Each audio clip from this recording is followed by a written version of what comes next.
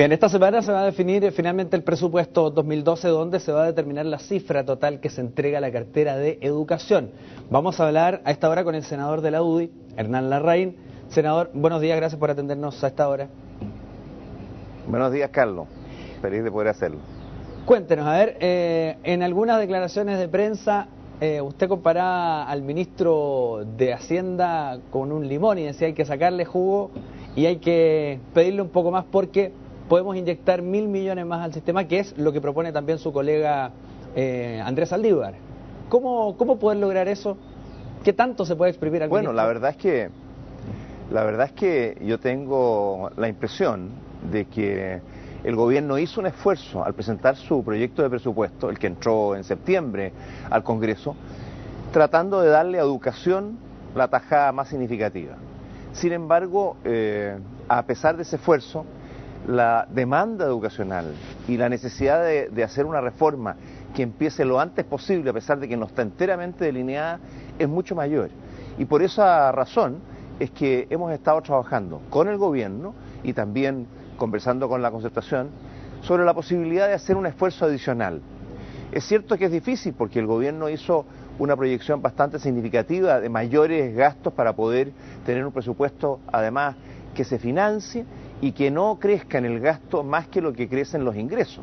Eso todos lo sabemos, cuando un dueño de casa gasta más de lo que recibe de sueldo, tiene déficit. Bueno, eso ha querido evitarlo el gobierno tratando de corregir situaciones pasadas. Pero eso también tiene la limitación de que no le da a educación, que requiere un esfuerzo adicional, toda la prioridad. Por eso se ha estado conversando sobre la posibilidad de hacer estos incrementos bien focalizados hacia las áreas donde se requieren mayores recursos, como las becas para los alumnos más vulnerables, apoyo a las universidades estatales, apoyo a la educación técnico-profesional, mejoría en la subvención escolar o también apoyo en la educación preescolar. Es decir, una mirada bastante completa. Y el gobierno ha estado trabajando en la mejor voluntad de poder incrementar el aporte para educación por sobre lo que está en la ley de presupuesto. Porque en todas las partidas siempre se discute, más para acá, más para allá, pero la idea es que ellas se reasignen dentro de lo que está pensado en la ley de presupuesto. Salvo educación, que la idea es que rompa ese marco, ese techo, y pueda incorporar una mayor cantidad de recursos. Eso lo está trabajando el Ejecutivo, no sabemos exactamente de dónde lo va a hacer porque se ha producido una discusión si lo saca de aquí, si lo saca de allá. Yo la verdad es que mientras no tengamos una propuesta concreta prefiero no especular, pero la voluntad del Ejecutivo está en poner más recursos. La cantidad puede ser la que ha señalado el senador Saldívar, una cercana, menor, mayor, pero eso ya sería una señal muy poderosa que el gobierno tiene un compromiso con la educación y que podemos empezar los cambios, la reforma educativa ahora. Usted dice que no quiere especular y ha dicho en otras ocasiones que esa es pega del ministro, ver el de dónde se saca, pero ¿alguna idea de qué podría ser? No como una especulación de lo que haría el Ejecutivo, sino desde su punto de vista, una propuesta de dónde podría ser una fuente de recursos.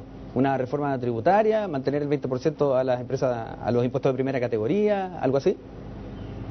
Yo pienso que esa es una discusión que viene con posterioridad. Nosotros tenemos que entrar a revisar la estructura tributaria, es lo que yo pienso.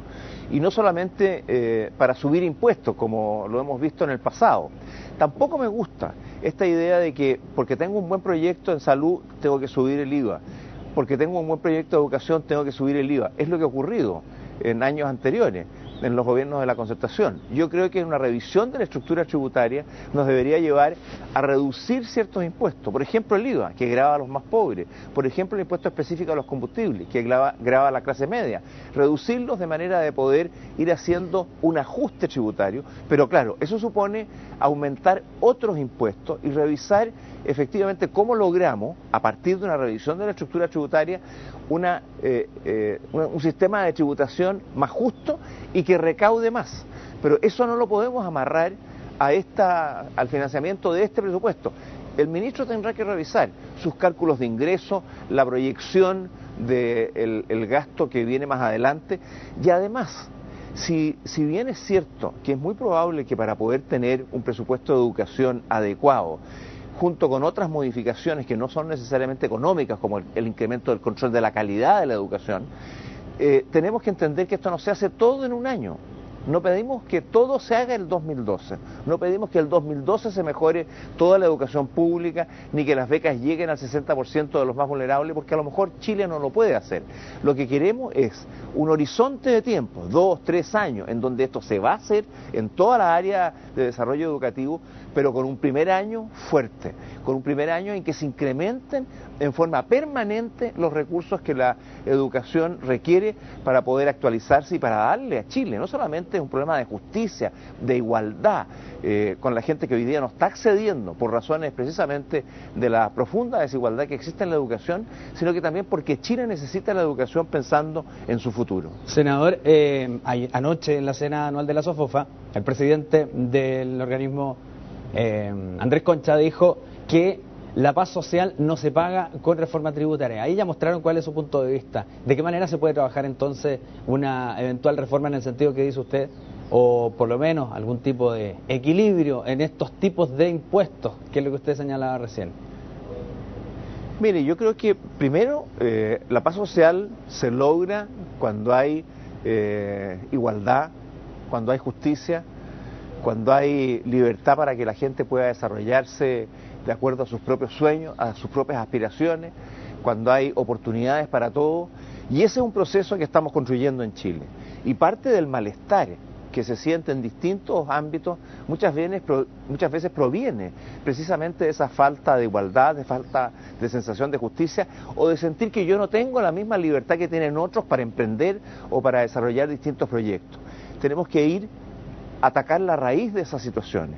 Y eso no se hace de un día para otro, tenemos que hacerlo con tiempo, pero tenemos que profundizar en estos procesos. Y adicionalmente, para eso se necesitan en el mediano y en el largo plazo probablemente más recursos fiscales. El país ha ido creciendo y creemos que la participación en construir esta sociedad más justa, más igual, más libre, tiene que ver también con el aporte que todos tenemos que hacer. Y por supuesto, los que más tienen que hacerlo son los que poseen más, porque a quienes más le conviene la paz social es, por ejemplo, al propio sector productivo. El sector productivo necesita seguridad para sus inversiones, seguridad jurídica, pero también seguridad política, estabilidad en el sistema socioeconómico. Y cuando se producen malestares porque hay heridas profundas en la sociedad, eso no se logra. Entonces, no podemos solamente decir que la paz social se construye de una sola manera si no atacamos todos los frentes. Por eso es que hay que trabajar en la educación, que es quizás lo más importante. El otro frente que es muy determinante es trabajo, un trabajo digno y decente para todos. Yo diría esos son los dos pilares sobre los cuales tenemos que construir un país grande, un país igual para todos, un país donde haya verdadera libertad, la libertad que no solamente tenemos algunos para poder hacer lo que queremos, sino que para que todos podamos tener esa misma libertad y sentirnos en manos de un mismo país. Ese esfuerzo se hace también a veces con contribuciones económicas y con otro tipo de esfuerzos y sacrificios, pero estamos para eso, para un proyecto grande. Y ese proyecto grande pasa hoy día por tener la mejor educación posible y hay que hacer esfuerzos adicionales, independiente de cómo se financian, porque los tenemos que hacer igual. Chile no puede perderse la oportunidad para dar este salto. Y tengo la impresión de que en particular para el presidente Piñera esto es la opción de su vida, porque realmente si quiere tener un legado de transformación educacional que sea duradero en el tiempo, hoy día es cuando tiene que arremangarse las manos, como he dicho, y meterse la mano al bolsillo. Vamos a ver qué respuesta tiene en la derecha de esta propuesta que claro, genera algún tipo de incidencia, ¿no? Y a ver cómo siguen las cosas de la discusión presupuestaria. Muchas gracias y hasta pronto, senador. Gracias, Carlos. Hasta luego.